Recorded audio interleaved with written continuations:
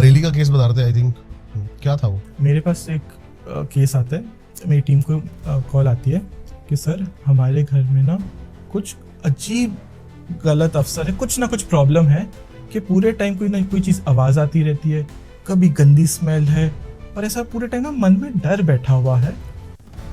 और कहते सर हमने ना घर बदलने की कोशिश भी करी, ऐसा नहीं कि हमने घर बदला नहीं, हमने घर बदला भी तो भी कैसे ना कैसे करके हम वापस आ गए। और कहते हैं सर हमने ना सब वास्तु करवा के देख लिए, सब नॉर्थ ईस्ट साउथ वेस्ट सब करवा लिए, पूजा करवा ली, हो कुछ नहीं रहा, फायदा नहीं हो रहा। मैं टैरो कार्ड पंडित जी सब पूछ के देख लिया, दिक्कत है, पर मुझे समझ में नहीं आ रहा कि सर बस मैं आप मेरी एक आखिरी उम्मीद बच्चा, और मैं ना इस चीज़ से और नहीं झेल पा रही, क्योंकि मेरे घर में इतनी डेथ हो गई कि मुझे बस आप आ जाइए। और अब हम बरेली पहुंचते हैं, उनके घर एंटर करते हैं। अच्छा क्या होता है, अक्सर मैंने देखा जब भी मैं जाने वाला था कोई गड़बड़ होती है ना, मेरे साथ खुद पंगा होता है कोई ना कहीं।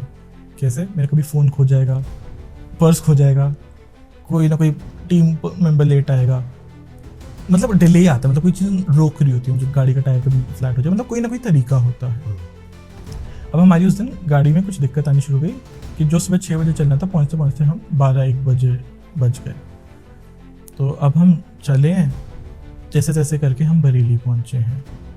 हम उनके घर जाते हैं, तो ये ना ये मैं इसको बोलता हूँ मैं टीम मेंबर को कि बैग दे, मुझे ना ऐसे देखा, मतलब 5-10 मिनट ना जैसे डेड स्टेयर नहीं होता कि मैंने मतलब इसको मैं पूछना था भाई कुछ पिए फूके नहीं, पर ये सरदार है तो नॉट एट ऑल। और दूसरे महाराज को हम, मेरा क्या रूल है कि हम कहीं भी बाहर जाते हैं ना तो वहाँ का पानी नहीं पीते, स्पेशली क्लाइंट प्लेस को तो बिल्कुल भी नहीं। तो मैंने इनको बोला दूसरे वाले को कि पानी लेके आओ कि मुझे प्यास लगी, मतलब ऐसा लग रहा था कि मुझे घुटन हो रही है, पसीना हो रहा है, और मुझे ना बस ऐसे लग रहा है कोई मेरी चीज़ दबा रही, मेरी बॉडी को कंप्रेस करे कि बस तू यहाँ से चले जा। अब इनको मैंने बाहर भेजा है कि तू पानी लेके आ। अब मैं करना शुरू करता हूँ, सेशन करता हूँ, ध्यान लगाता हूँ, आंखें बंद करता हूँ, और मुझे दिखता है एक सोफा दिखता है, और ऐसा लग रहा है जैसे जमीन के अंदर कुछ चीज़ गड़ी हुई है।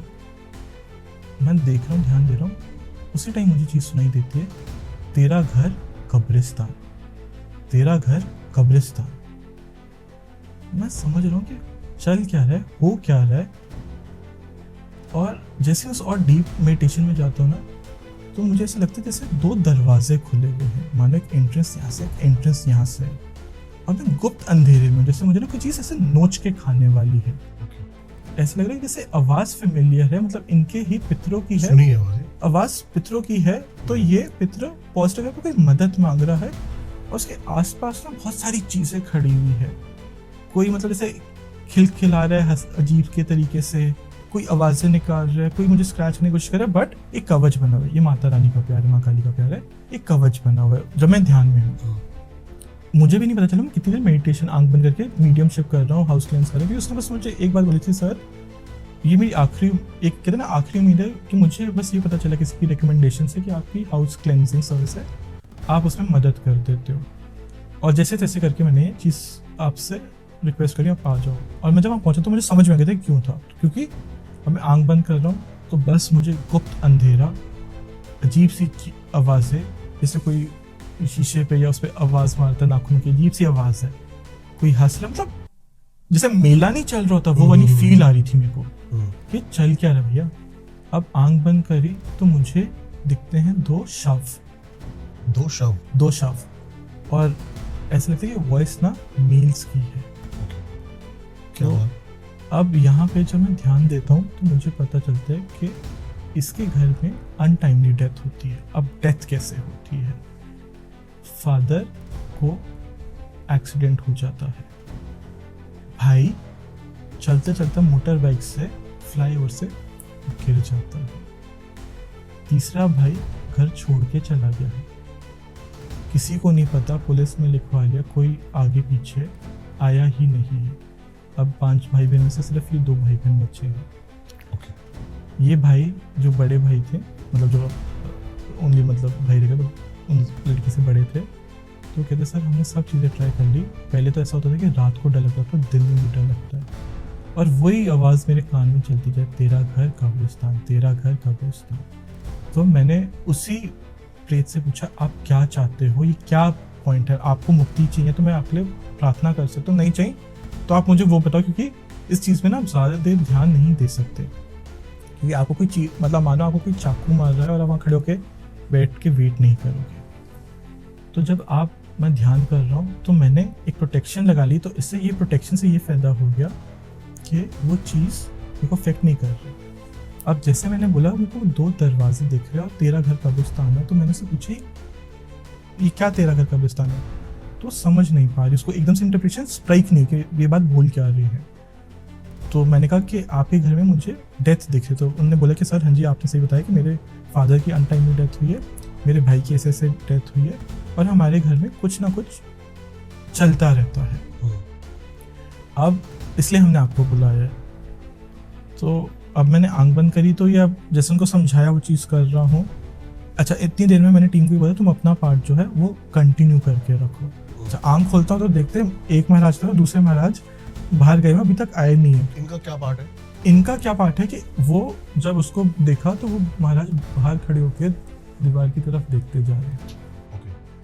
उसको वापस बुला के लाया कि उनको भेजा कि जाके उनको लेके आओ, उनको वापस बुला, क्योंकि उसको मैंने भेजा था पानी की बोतल लाने के लिए, तो वो चीज़ वहीं पे पानी की बोतल आई नहीं, वो स्टक हो गया वहीं खड़ा हुआ है, जैसे एक दीवार की तरफ एक गंग्स करके नहीं हम कहते नम करके कोई बस देखते जा रहे। उसको अंदर बुलाया, इनको बिठाया, वापस प्रोटेक्शन करी, तो यहाँ पे चीज़ पता चला कि वो तेरा घर कब्रिस्तान भाई है। को क्या फील हो रहा था बताया तो? इनको हाँ ऐसे ही पूछा क्या फील हो रहा था भाई? इधर आ जाओ, इधर आ जाओ। क्या फील हो रहा था भाई उस टाइम, क्या फील हो रहा था? थोड़ा सा नीचे आएगा। ऐसे कि जैसे कोई मुझे बुला रहा है सामने वॉल पे से, मुझे बोला अपनी तरफ कि मेरे पास आ जा। जस्ट मैं कोशिश तो कर रहा हूँ कि मैं उसके पास ना जाऊँ, फिर भी मेरी बॉडी ऑटोमेटिकली उसकी तरफ जा रही है, मैं उसको घूर के देख रहा हूँ। अब मेरा दीवार में बट मेरा ध्यान उससे साइड नहीं हो पा रहा था। जैसे मैं सोचूं कि मुझे कुछ करना है, मेरा माइंड एकदम नम हो रखा था और जस्ट वो चीज़ मुझे खींच रही थी। काफ़ी टाइम तक हुआ ऐसे। फिर उसके बाद हमारे टीममेट्स आए, उन्होंने मुझे मतलब पीछे से हाथ लगा, तो मैं एकदम से ब्लाइंड माइंड हो गया कि क्या चीज़ है मेरे लिए। तो वो चीज़ मेरे को बहुत अपसेट से कर गई कि मेरे को हो क्या रहा है। मतलब हम लोगों का ऐसा होता है कि हमें कैजुअली पता है कि हमें क्या करना चाहिए होम और क्लास में, बट उस टाइम हमारे माइंड एकदम ब्लैंक हो गए थे। फिर एक्चुअली हमारे सर ने एक हमारे लिए प्रोटेक्शन कवच किया, तो हमें थोड़ा फील अच्छा हो, वरना हमारे को एकदम भारी भारी सा फील हो रहा था, जैसे बोलते हैं ना कि सांस रुक रही है, कुछ दबाव पड़ रहा है हमारी बॉडी पे। सेम वही चीज़ हो रही थी कि इसको मैंने पानी लाने के लिए भेजा था, क्योंकि जैसे मैं कई क्लाइंट के यहाँ जाता हूँ तो मैं पानी नहीं पीता, कि अवॉइड होती है। कई बार कहा जाता है कि पानी सबसे ज़्यादा एनर्जी पे करती है, ये मैंने साइंटिफिकली भी प्रूवन है।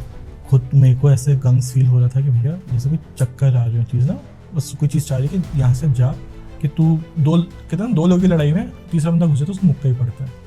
तो मैंने इस चीज़ को बस आदेश दिया कि आप मुझे ये बताओ कि अगर आपको यहाँ से जाना है, मैं आपकी मुक्ति के लिए क्या करूँ।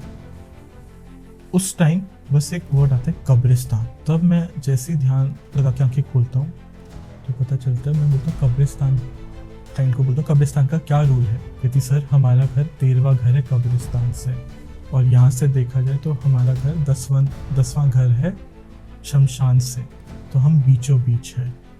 पर मैंने उनसे पूछा कि एक चीज़ जो मुझे वहाँ पे जो खटकी रही थी कि ऐसे तो काफ़ी घर होंगे ना, सिर्फ आपका पर्टिकुलर घर क्यों।